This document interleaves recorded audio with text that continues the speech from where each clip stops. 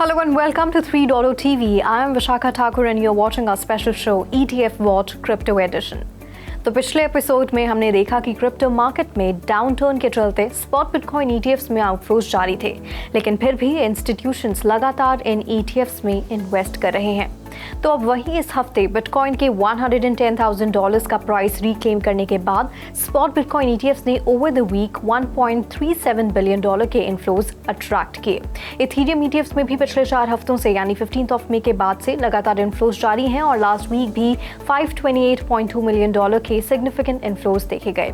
अब फ्लोज के मामले में ब्लैक रॉक, फिडेलिटी और ग्रेस्केल इंस्टीट्यूशंस के फेवरेट्स बने हुए हैं और अब US ETFs में टॉप 20 में आने वाले ब्लैक रॉक के IBIT ने ओवर $70 बिलियन AUM क्रॉस कर लिया है।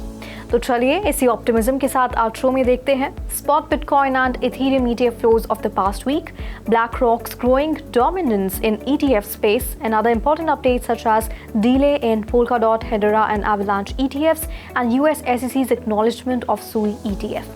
But before moving ahead, please do like, share, and subscribe to our channel so that you keep receiving such important updates.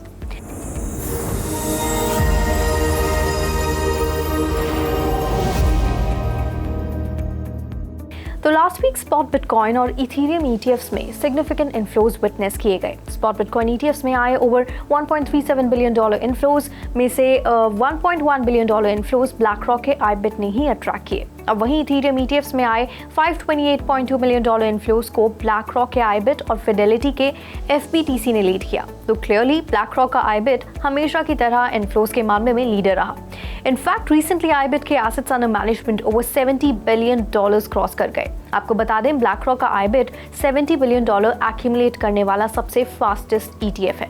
And Bloomberg के senior ETF analyst Eric बाल्चुनास के मुताबिक जहां world के largest gold ETF GLD को ये milestone cross करने में 1691 days लगे, वहीं IBIT ने ये माइलस्टोन सिर्फ 341 डेज में क्रॉस किया, यानी GLD से 5x फास्टर।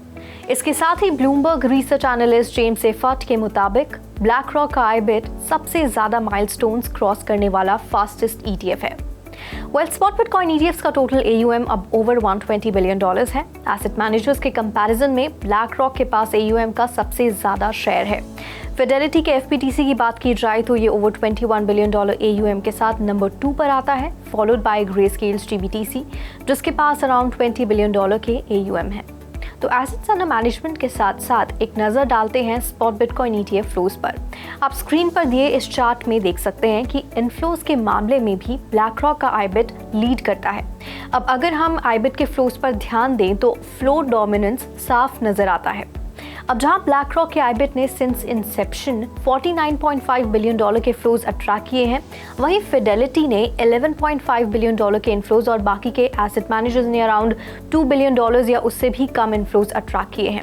और तो और ब्लैक रॉक का IBIT अब US के टॉप 20 ट्रेडेड ETFs में आता है।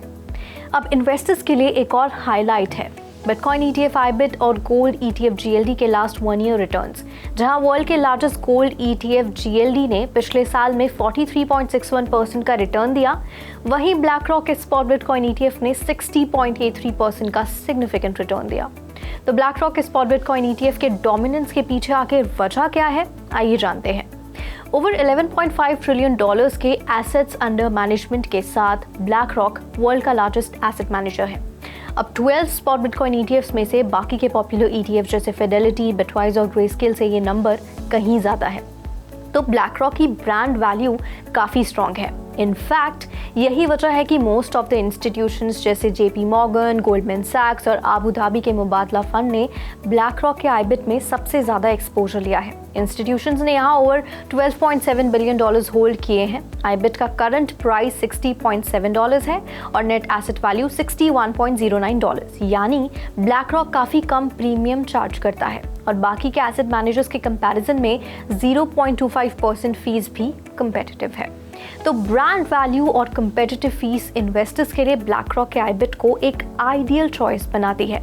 And to understand in detail about why BlackRock is being compared to gold ETF GLD and its growing dominance, let's go to Mr. Eric Balchunas, the senior ETF analyst of Bloomberg Intelligence. The two most important things that advisors and traders and investors look for when buying a new ETF is fees and brand. So BlackRock's Bitcoin ETF was competitive fee-wise. It was 25, but there was a rebate. Anyway, it was cheap. And the brand, BlackRock is one of the biggest. It is the biggest asset manager in the world. Yes. Vanguard's number 2, and they don't have a Bitcoin ETF. So BlackRock was by far the biggest asset manager. They're the number 1 in ETFs, and they've got it cheap. And it was pretty liquid from day one. Throw in the liquidity, and it's pretty irresistible. So it had cheap, liquid, and brand all right off the bat. It's a very appetizing combination. Now everybody ate. Even last time I checked, the Van Eck had over $1 billion. Wisdom Tree was around $1 billion. So even the ones that were sort of coming up the rear in that, early, I think there was 10 of them that launched in the first day. They're all doing fine. But BlackRock is on another level. IBIT has become the GLD of Bitcoin. Wow. It trades much more. There's more options activity. I think the options activity on IBIT is about 90% of the group. And so you're going to find that IBIT will be the one probably preferred by the biggest of big investors. और अब जानते हैं ETF space की कुछ और खास खबरें। US SEC के पास फिलहाल over 70 ETF applications under review हैं और अब SEC ने 21 शेयर्स द्वारा फाइल की गई सुई ETF एप्लीकेशन को एक्नॉलेज किया है, यानी कि इस एप्लीकेशन का रिव्यू प्रोसेस अब ऑफिशियली स्टार्ट हो गया है। इसके साथ ही कुछ ETF एप्लीकेशंस जैसे वैनिक की स्पॉट एवलांच, ग्रेस्केल की पोल्काडॉट ETF और कैनरी कैपिटल की Hedera HPAR ETF filings delay भी हो गई हैं। तो डीले का रीज़न हमने पहले भी आपको बताया है कि US SEC फिलहाल एक ETF रिलेटेड फ्रेमवर्क पर काम कर रही है और लगातार इंडस्ट्री लीडर्स के साथ मीटिंग्स भी कर रही है, जिसके चलते डिसीजंस में डीले हो रहा है। इसके साथ ही रिसेंटली काफ़ी एसेट मैनेजर्स ने अपडेटेड सोलाना फाइलिंग्स भी सबमिट की है, जिसमें उन्होंने सोलाना स्टेकिंग अब फीचर भी ऐड किया है। तो ये देखना दिलचस्प होगा कि वो अप्रूव होता है या नहीं। अब लेकिन ETF स्पेस में ऑप्टिमिज्म भी बना हुआ है। इंस्टीट्यूशंस कंटिन्यूसली बाय कर रहे हैं और तो और द ब्लॉक के मुताबिक जहां भी स्पॉट बिटकॉइन ETFs का ट्रेडिंग वॉल्यूम अराउंड $995 बिलियन है, अब जल्द ही $1 ट्रिलियन मार्क क्रॉस कर सकते हैं। तो आज के इस एपिसोड में फिलहाल इतना ही। ऐसे ही क्रिप्टो ETF से जुड़े अपडेट्स और एनालिसिस के लिए देखते रहिए 3.0 TV और हमारे चैनल को लाइक, शेयर और सब्सक्राइब करना ना भूलें।